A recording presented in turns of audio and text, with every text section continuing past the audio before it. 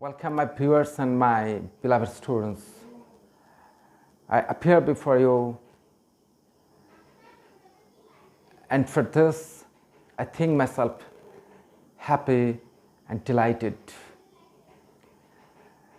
Because whenever I appear before you, I bring with me something that proves valuable to you. As a teacher of English, I always try to give you something that can enhance your interest in the subject of English and also enhance your skill in English. Today I'm going to give you answer of an important question. The question which is a question of a lot of people, whether they are students of English language or literature or not.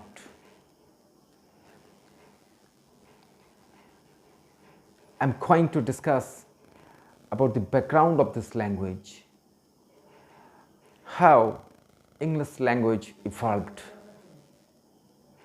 and the evolution of English language is involved with a number of historical events. The English we use today is quite different from the English used in the long past. If we go back 1,500 years ago, we will find that there was no such English as we use or speak today.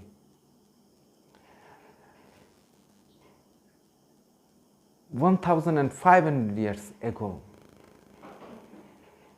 English was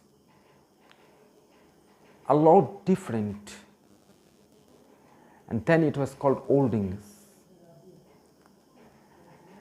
And now let me clarify how English started its journey. In the 55th century, in the 55 BC, Roman King Julius Caesar used to rule over England. Then the Romans used Latin in the land of the British people. So the predominant language of that time in the land of the British, in the land of the Britons, was Latin. The aborigines of that land used old and archaic Celtic language, and King Claudius, who was another Roman king, he also continued the use of Latin as the medium of communication. But in the 500 AD, in the 5th century, and in the 6th century, an important event happened.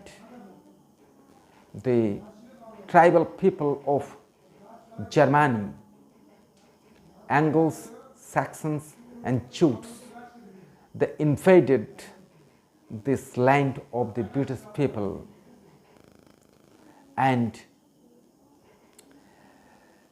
among these three Germanic tribes, Angles were the largest in number,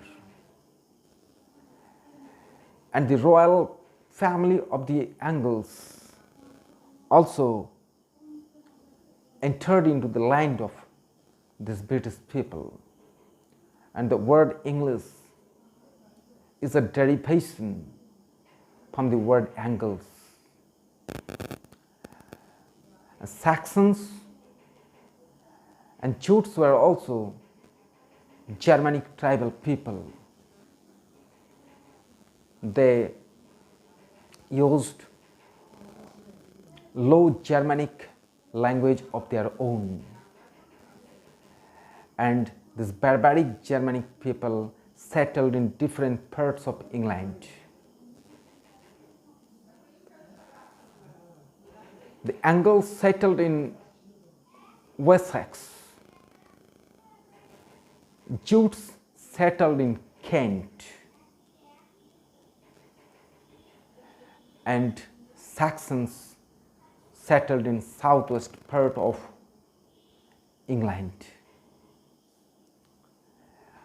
And the admixture of these three types of languages happened. The language of the Celtic people, language of the Roman people, and the language of these three Germanic tribal people. And the admixture gave birth to Old English language.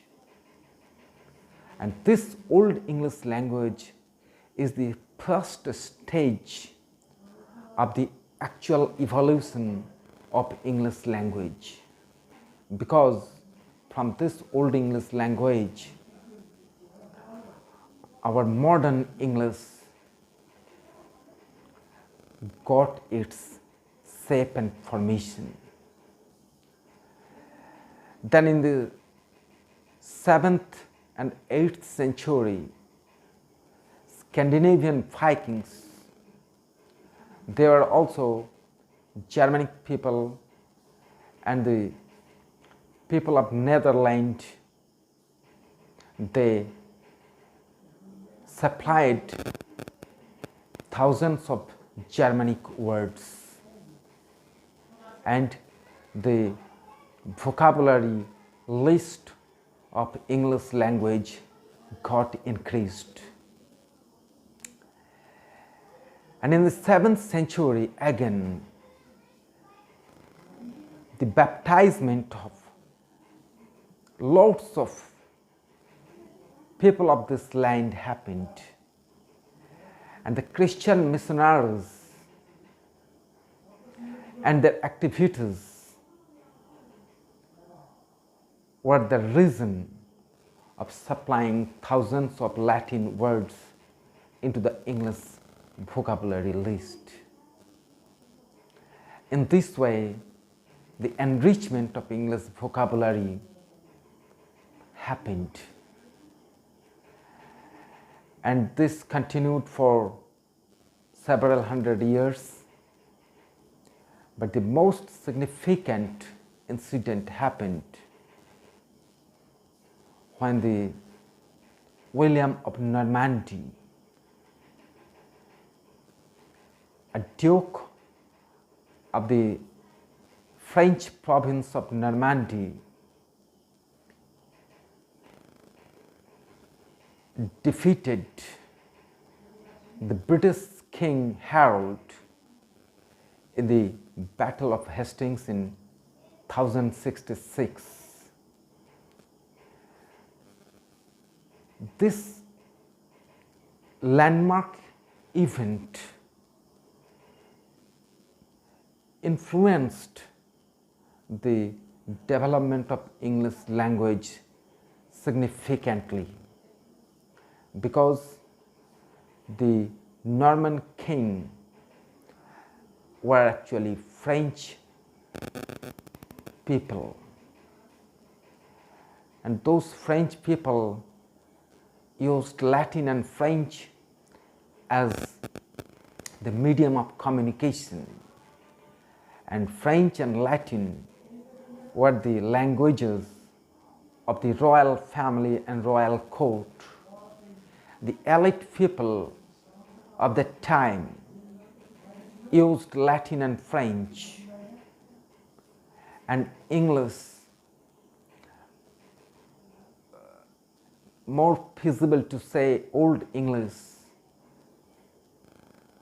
were used by the lower rung of the society. And up to this, it is very clear that English language has got influence from several European population group and their language. So when we say that English language is the sole property of English people and the sole creation of English people, it's wrong. The language of English is not the creation, sole creation of English people. It has got its shape, body and construction getting influence from different European population group. And herein lies the universality, means universal nature of English language. And today we have over 750,000 English words used all over the world. And English is so powerful a language because it has made the language of other people of the world its own. That's why in Oxford English Dictionary there are places of words of other people like the Indians, the Africans and the Arabians, etc. And English is of such nature as it has made those words its own. And this victorious journey, it has started long ago and it is still continuing. And we are happy that this language is a dear language, and the reason of it is that the construction of its grammar is comparatively easy than the construction of other languages. And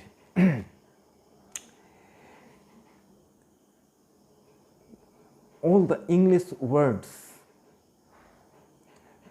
that has got place in Oxford English Dictionary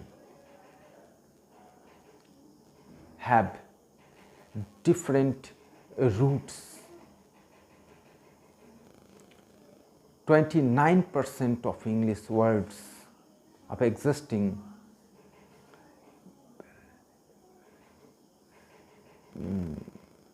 list are of French origin, 28% are of Latin origin, and 26% are of Germanic origin.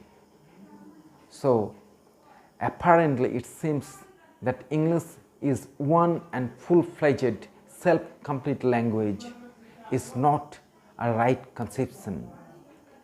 It is not a self-complete language.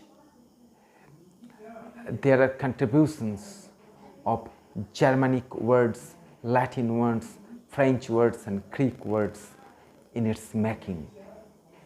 So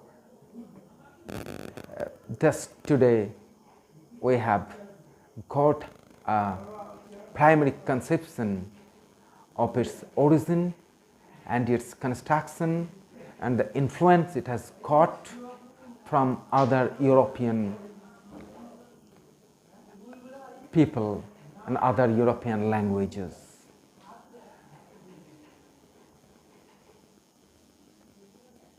So let's call it a day.